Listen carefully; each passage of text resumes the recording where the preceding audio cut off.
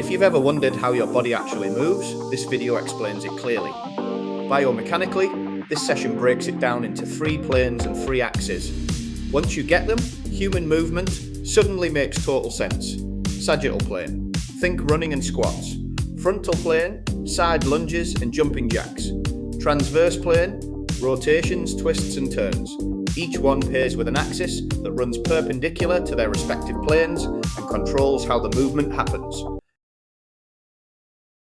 Let me give you the first example straight away. The sagittal plane divides the body into left and right halves, with movements occurring in forward-backward directions that primarily change joint angles through flexion by decreasing a joint angle and extension by increasing a joint angle.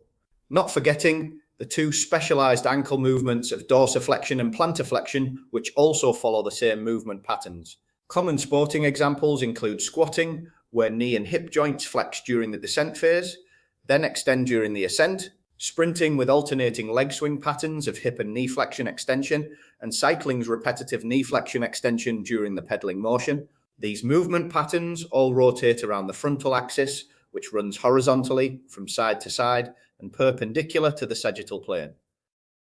Coaching applications involve filming from the side to analyze sagittal plane mechanics, including knee tracking patterns and ankle dorsiflexion during foot strike, with the fundamental rule that flexion brings body segments closer together, reducing joint angles, while extension moves segments apart, increasing joint angles, easily demonstrated using knee movement, where flexion draws the lower leg backward toward the thigh, while extension straightens the leg forward. Right, we're going to do this in one take with 0 edits. Okay, hey everyone, welcome back. Or if you're new here, welcome to the channel where we break down IB, sports, exercise and health science in a way that actually makes sense. So picture this, you're watching a footballer kick a ball, a gymnast twist through the air, or a swimmer power through the water. And someone asks you, what plane of movement is that happening in? Do you freeze? Do you guess? Or do you know exactly how to analyze it? By the end of this video, you're going to be able to break down any human movement with confidence using the different anatomical planes and axes of rotation. We're talking sagittal, frontal and transverse planes. And trust me, once you get this, analysing technique, designing training programs and answering exam style questions becomes so much easier. A plane of movement is an imaginary flat surface that divides the body into sections, with all human movements occurring within these planes under the coordinated control of muscles, joints and the nervous system, while an axis of rotation represents an imaginary line around which rotational movements occur, always positioned perpendicular to the corresponding plane of motion. The fundamental principle to remember is that movement happens in a plane and around an axis, creating 3-dimensional movement systems, best visualized as 3 sheets of glass intersecting through the body's center of mass. The sagittal plane slicing front to back, dividing left and right sides, the frontal plane cutting side to side, separating front and back portions, and the transverse plane positioned horizontally, distinguishing the upper and lower body segments.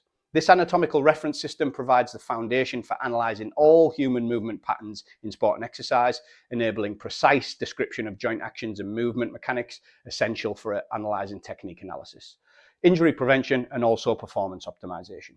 And because I know some of you are here for specific sections, I've time-stamped everything in the description below, so feel free to jump around. But honestly, I'd recommend watching the whole thing.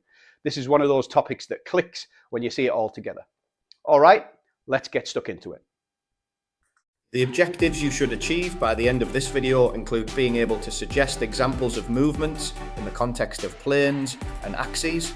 And we've already looked at the first example, as we can see by the image from on screen from our sports science data booklet. Being able to apply sport and exercise movements to the relative planes and axes is going to take your biomechanics to another level. So here we go. The frontal or coronal plane divides the body into portions, anterior meaning front and posterior meaning back. Movements occur in side-to-side directions, including abduction, which is moving away from the body's midline, and adduction, which is moving toward the midline.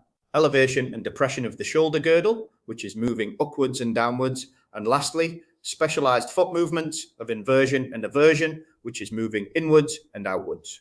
Some sporting applications include jumping jacks, demonstrating arm and leg abduction and abduction simultaneously, lateral lunges requiring hip abduction and adduction control, defensive shuffles in basketball, or reaching sidewards to play a low defensive shot in badminton, emphasizes frontal plane stability and movement efficiency when done well.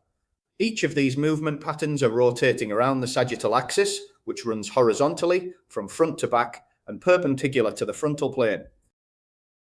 The transverse or horizontal plane divides the body into portions, superior meaning upper and inferior meaning lower. These movements are characterized by rotational actions including internal and external rotation of joints, with forearm pronation, which is rotating the arm from an upwards to a downwards position. We also have the opposite in supination, which is rotating the arm from a downwards position to an upwards position. These specific movements can often confuse learners, but they are classed as rotational movements and in the transverse plane because within the body, the radius bone rotates over the ulna horizontally when this movement occurs. And lastly, we have horizontal flexion and extension movements that occur parallel to the ground. Sporting examples heavily dependent on transverse plane motion include golf swings, baseball pitching, and tennis forehands that utilize sequential rotational patterns of the hips, trunk, and shoulders to generate power and coordinate movement efficiency when performed well. Each of these movement patterns are rotating around the longitudinal or vertical axis that runs from head to toe, which is perpendicular to the transverse plane. Now we can see the three principal axes of rotation highlighted on one image, which create all human movement patterns. The frontal axis running side to side produces flexion and extension movements within the sagittal plane. The sagittal axis running front to back produces abduction and adduction movements within the frontal plane.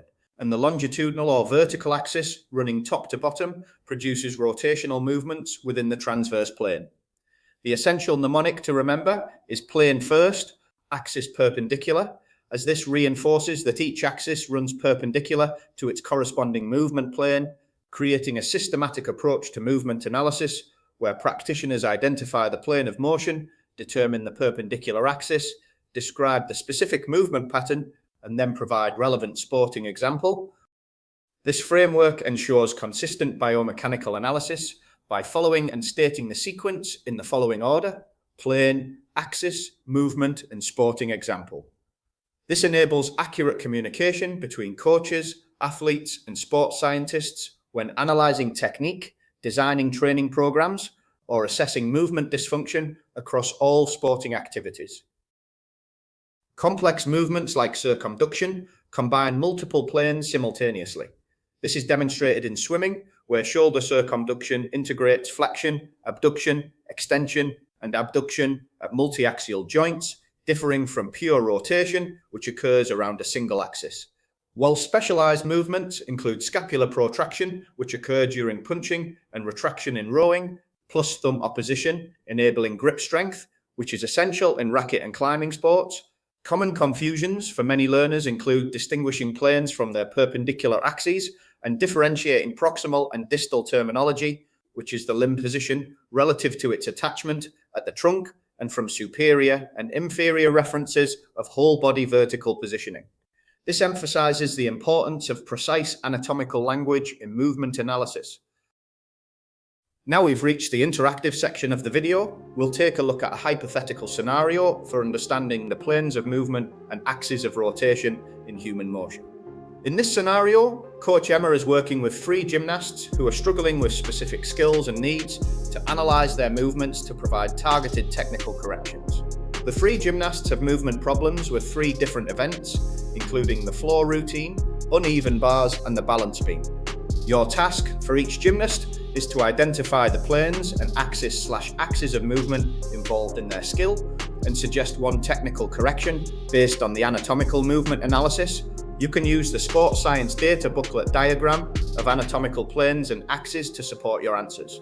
Let's take a look at the scenario specifics and the relevant data. Pause the video as it appears on screen, construct your solutions and suggestions now.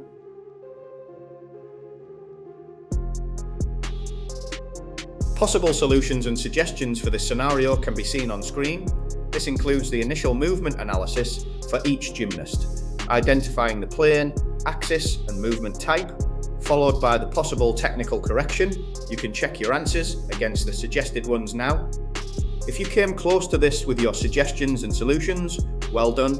Let's move on to some formative assessment and exam technique. In this section, we'll have a go at some quickfire multi-choice questions based on the planes and axes content, which may appear in paper 1A. Pause the video here, have a go and see how you get on.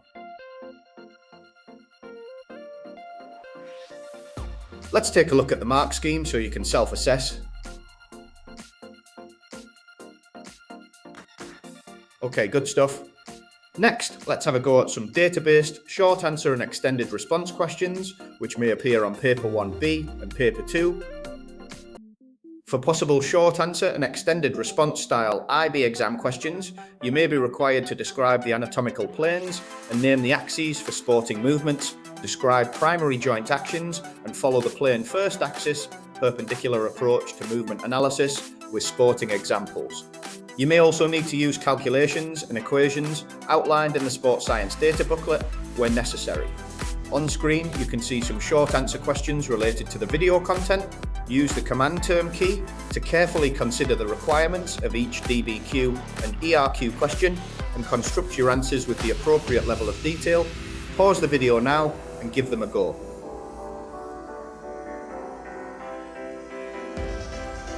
Now let's take a look at the answers and see how you perform. Take a moment to pause the video here to reflect and self-assess.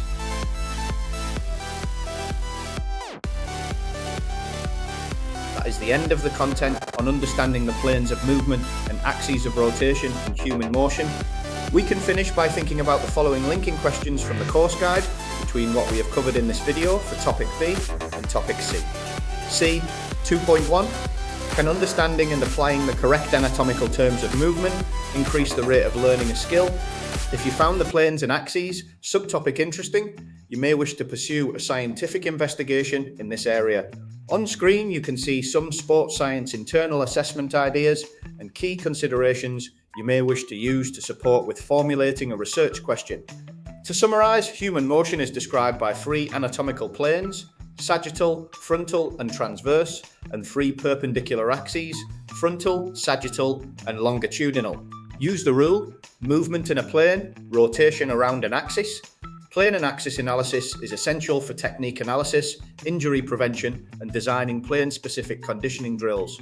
In exams, use the systematic approach to movement analysis to help you remember. State the plane followed by axis, then joint action and give a sporting example. And there you have it, planes and axes decoded. You now know how to break down any movement in sport, whether it's a single plane action like a bicep curl or a complex multiplanar skill like a tennis serve. More importantly, you can explain it, analyse it and apply it, which is exactly what the IB wants to see. So next time you're watching a game, analysing technique in class or tackling an exam question on movement analysis, you've got the tools to break it down simply. Sagittal, frontal, transverse, you've got this. Now, quick question before we wrap up. Which sport or movement do you think uses all 3 planes the most? Drop your answers in the comments below. I'm genuinely curious to see what you come up with and I'll reply to as many as I can. All right, so we've covered the skeleton, we've nailed planes and axes, but here's where it gets really interesting. Next up, anthropometry, aka why do body portions actually matter in sport? Ever wonder why certain athletes dominate certain events? Why a swimmer's arm span or a sprinter's leg length gives them an edge? Or how equipment designers use body measurements to optimize performance and safety. We're diving into B.1.1.2, the measurement of body segments and how it applies to everything from ergonomic design to talent identification. It's one of those topics that connects biomechanics to the real world in a big way, and I think you're going to love it. If you haven't already, hit that subscribe button and turn on notifications so you don't miss it. And if you're finding these videos helpful, whether you're a student prepping for exams or a teacher looking for resources, share this with someone who needs it. Let's help each other out. All right, that's it from me. Thanks so much for being here and putting in the work to actually understand this stuff, not just memorize it.